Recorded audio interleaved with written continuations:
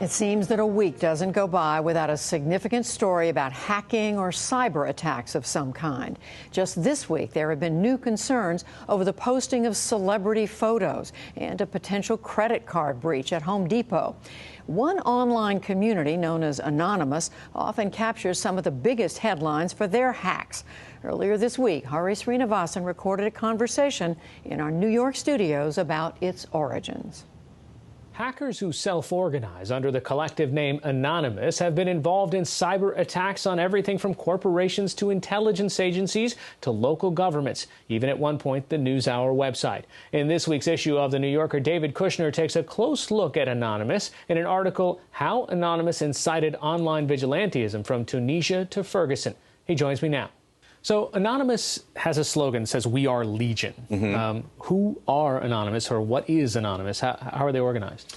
Well, Anonymous is an international collective of hackers and protesters and geeks. And, you know, fundamentally, it's sort of a hard thing to wrap one's mind around, because you think of organizations as being groups, and groups who have leaders and they have committees and meetings. But you know, Anonymous is sometimes referred to as a hive, a swarm. It is somewhat chaotic. There are no real leaders.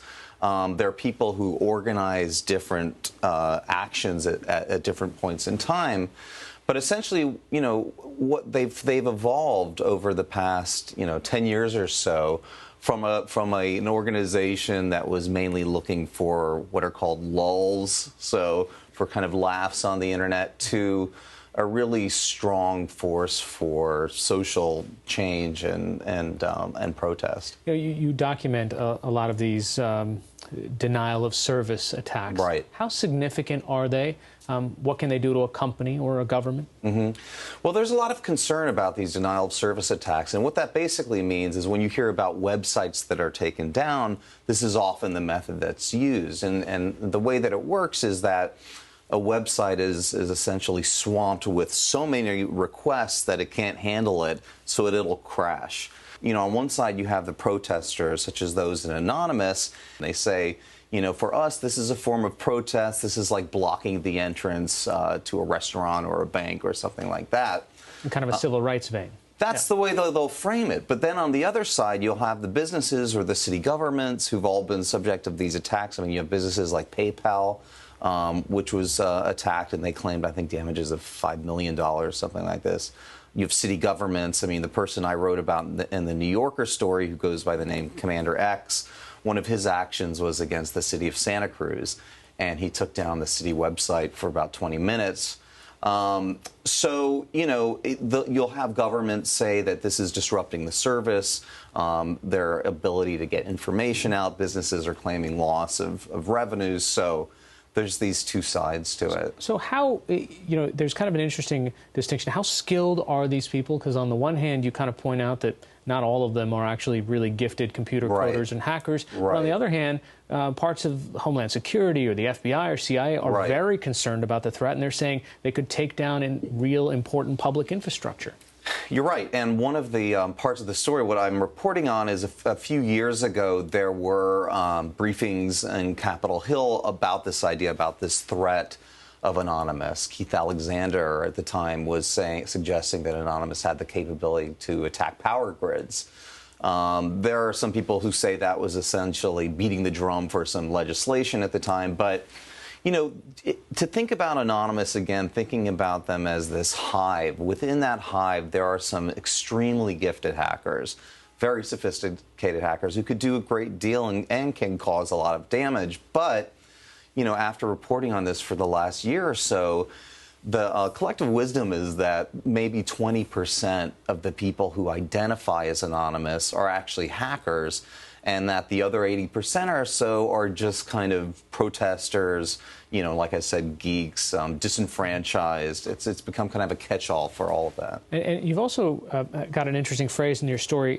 You've called some of their actions influential but irresponsible. In the Steubenville, Ohio rape case, where this high school teenager was raped, they actually ended up figuring out a way to get a very important cell phone video out to the public. But at the same time, they also kind of released an unredacted court document, which ended up outing the victim's name as well. Right. In that case and in others, and I mean most recently Ferguson to a great deal, the way that their approach is they kind of act as a clearinghouse of information, and they're trying to get it out there very quickly. They're not really taking the time to verify everything. I think it's sort of a WikiLeaks model in a way, where they're going to go out and say, look, here's all this information coming in. Here are videos, here are testimonials. You all make sense of it, and you all meaning the general public or the media or whomever.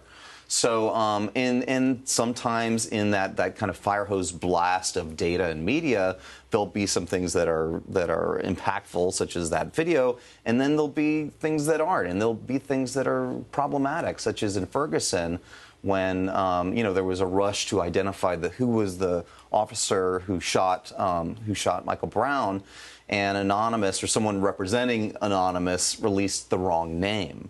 And I spoke with the person who was named, and he's basically feels like his reputation has been just ruined forever. And he stayed in his home for a week from death threats, right? He was under a police watch for about a week in his home, and just he describes himself as a kind of a quiet, hardworking civil servant who suddenly has the attention of the kind of hackers of the world and the people in Ferguson who wanted a name.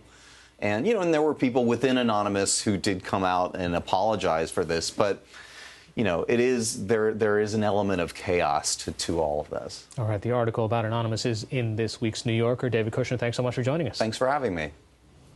And one footnote, since Hari recorded that conversation, it's been found that some of the celebrity photos of Jennifer Lawrence and others were posted on an online bulletin board affiliated with Anonymous. But it is not clear whether Anonymous had a role in the hacking itself.